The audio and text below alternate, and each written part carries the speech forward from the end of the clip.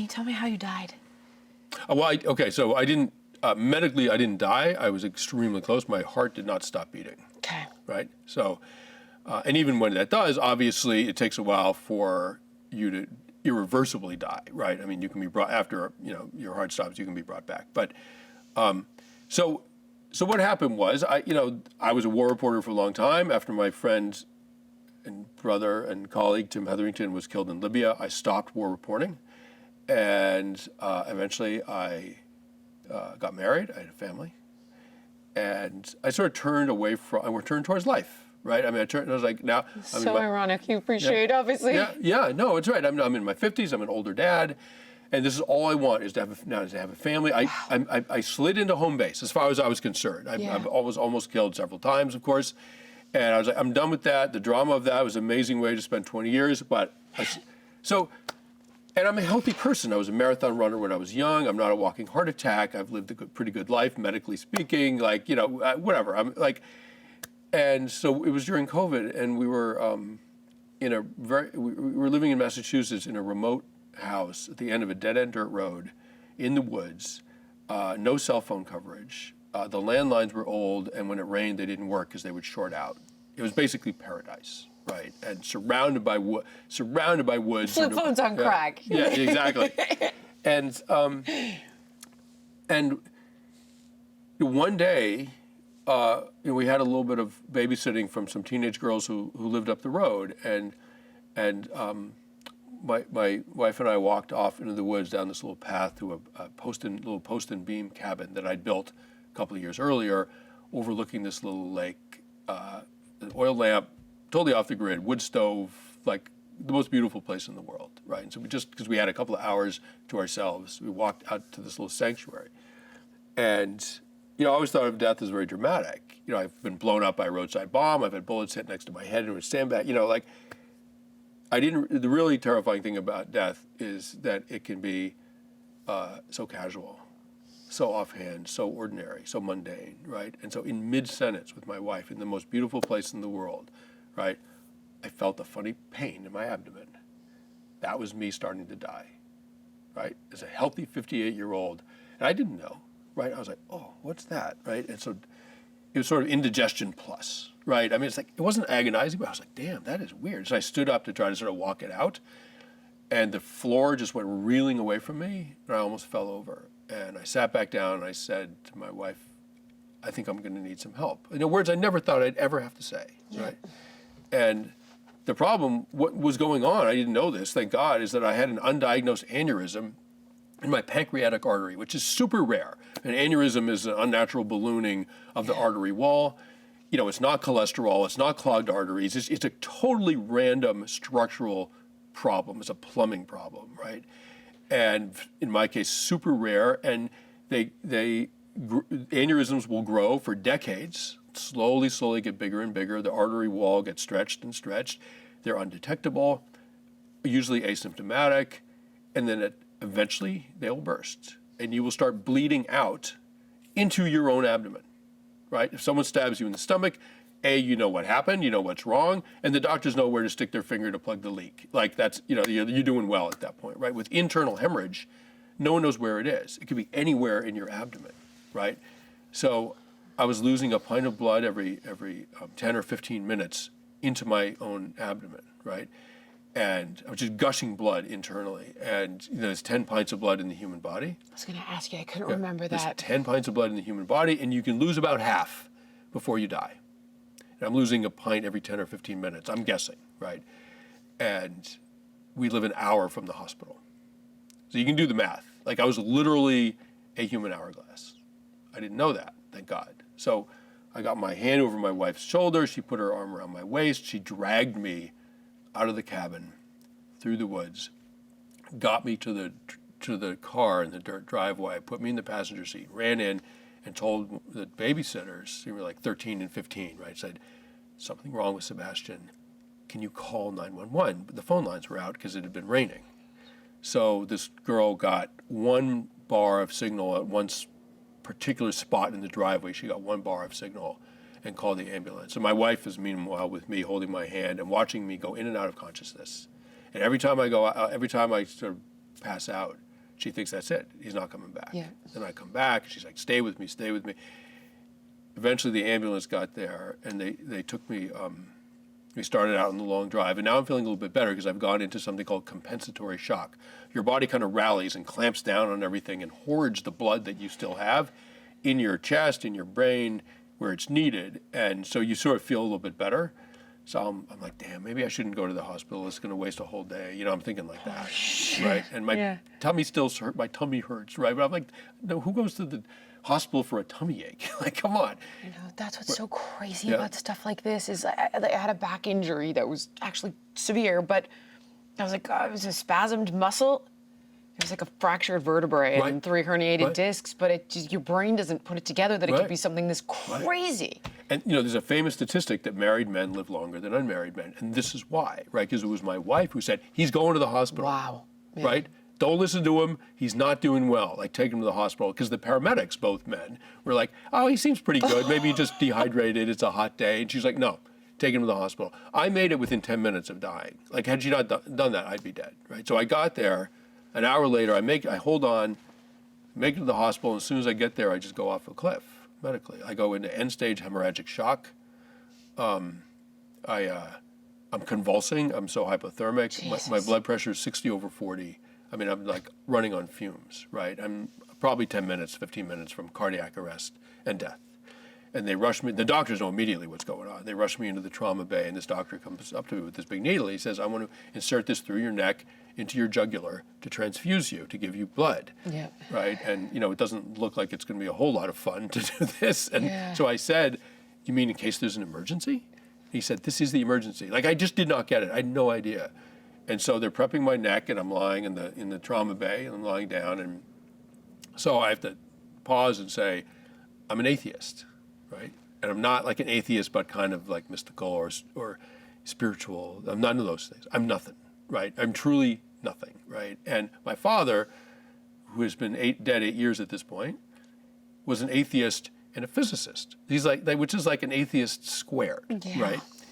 So I'm lying there, and all of a sudden underneath me, I sensed this black pit open up, like this portal to the abyss, right? And it's terrifying, and it's pulling me in, right? And I don't know I'm dying, but I have this animal sense. Like, if you go into the infinitely black pit, you're not coming out. Yeah. Do not go in there. Do not go in there. But I'm getting pulled into it, and I'm starting to panic. And then suddenly above me, slightly to my left, above me is my father, my dead father, in this sort of weird energy form, like his essence is right there above me, and he's communicating with me. And I'm shocked to see him, right? Like, what are you doing up there? Like, what? And he communicates to me, it's okay, you don't have to fight it, you can come with me, I'll take care of you. And I'm like, go with you, you're dead. Like, I'm alive, the party's over here. Why would I want to go with you? I'm just in for belly pain. I think you got the wrong idea of what's going on here, right? And I said to the doctor, you got to hurry, I'm going. Oh my God. I knew I was being taken. I didn't know where, but I knew I was being taken. I wouldn't come back, right? I said, you got to hurry. You're losing me. So they brought me into the interventional radiology suite, and using catheters through your groin, you can get anywhere in your body with catheters, right, through your venous system. And interventional radiology is this sort of miracle, right? It's sort of magic. They put you on a fluoroscope, which is like real-time X-ray video. And they can thread these things through your body, and they can just maneuver them anywhere in your body, right? It's like, okay, here's a map of the interstates. Where do you want to go in the United States? Like, that's your vascular system, right? And you know, I wasn't sedated because my vital signs were too low, so I'm conscious for all this. I'm in incredible pain. And for the next hours, they tried to save my life, and they couldn't do it. And I remember, like, at 1 a.m, and I'm in incredible pain. I remember at 1 a.m, right? Like, how many blood transfusions had they given you at this point? Because it was like, thank God they didn't run out of the blood. I remember this. Eventually, it was 10 units of blood that I needed, like a full body's worth of blood, like a full oil change. God. Basically. So late, like early hours of that morning, 1 a.m. or something, I remember the doctor saying, well, we tried. Like, we can't do it. And what that meant, I didn't know this, but I mean, I was shocked. I mean, it was at that moment I was like, I finally got it. Like, I might die. They might not have an answer. Whatever this is, they might not have an answer for it. What that moment was if interventional radiology doesn't work, they send you into the OR and they try a last-ditch attempt to save your life, which is they open up your abdomen and they start looking for the ruptured blood vessel. They push your organs aside and they start looking for the ruptured blood vessel before you bleed out. And the outcomes are so bad. I mean, sometimes it works, but the outcomes are so bad that the doctor said we would have brought your wife in to say goodbye before if we'd had to do that, right? Meanwhile, she's gotten to the hospital, right? And she was called to come to the hospital, and she knew what that meant. Yep. Right. But then they went through my left wrist.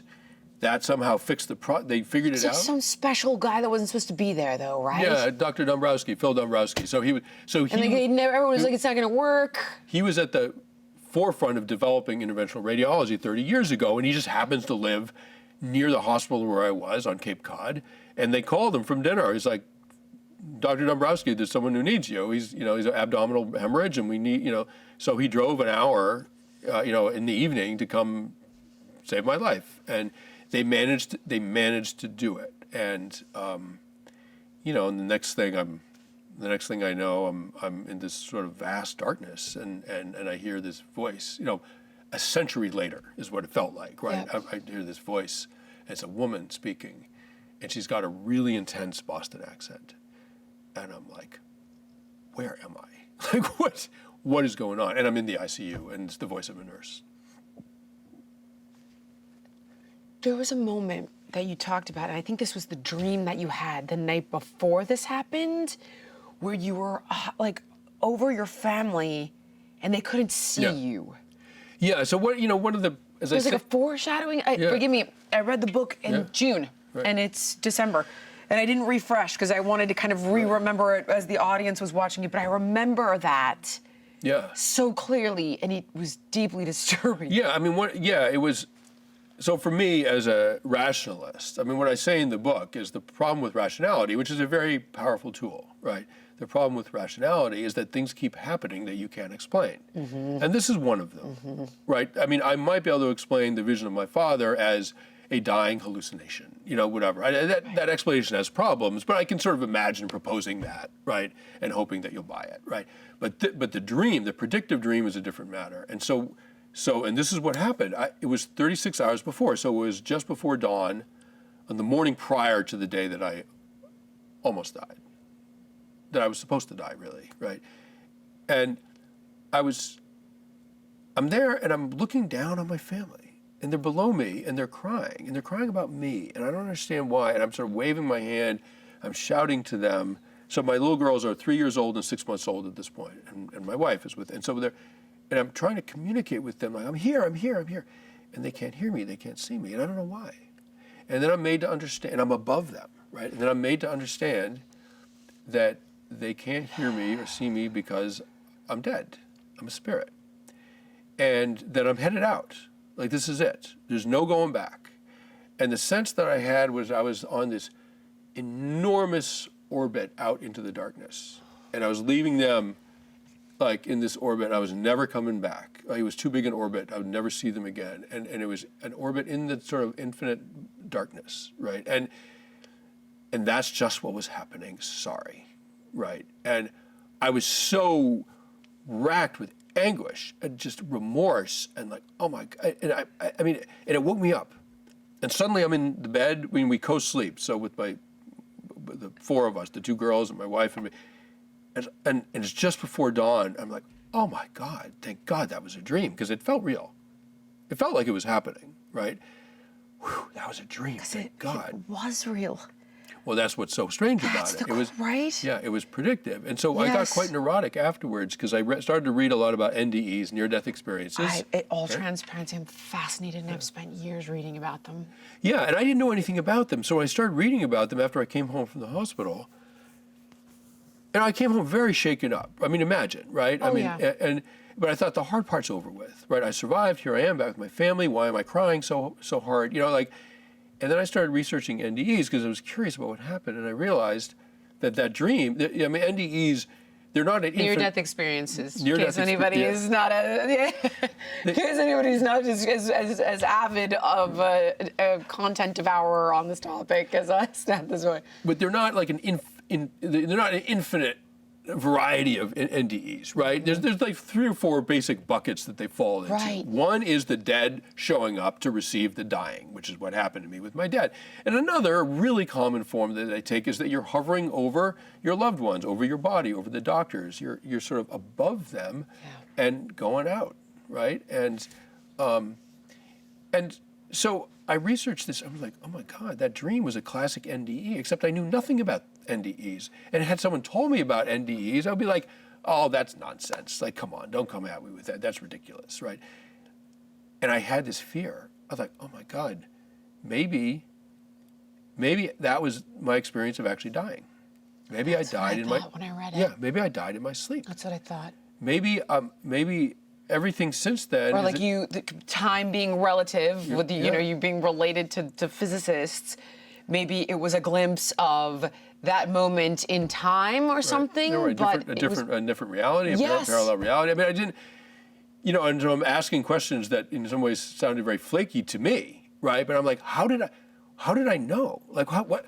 And so I had this fear that that everything now was actually a dying hallucination, and I wasn't alive. Of course. Right? Yeah. Or that there are multiple dimensions, multiple realities, and that I had actually died in a different one, and that's what that dream was. You think so? Well, no, I don't. These are questions I was asking myself, right? What do you I don't think so. now? But what I was worried about was that there was some other reality where my wife and children were grieving me. Yes. And I was like, how do I get over to that reality to say to them, listen, there's another reality over here where I made it, and we're all together and we're all okay, just so that you know, right? And I just drove myself into a kind of madness around this. And so what I was experiencing is called derealization, and it's a product of trauma. It's a known thing. And a lot of people who almost die, I just talked to a guy last night. I did a reading at Vroman's, and this guy came up to me. He had a kidney transplant, and he said, this is years earlier, and he said, I still don't entirely believe that I survived. I think this all might be an illusion. Right, so it's a common... Thank you so much for watching. If you enjoyed the podcast, please like, comment, subscribe, and share. And make sure to let me know what guests you want to see on in the future.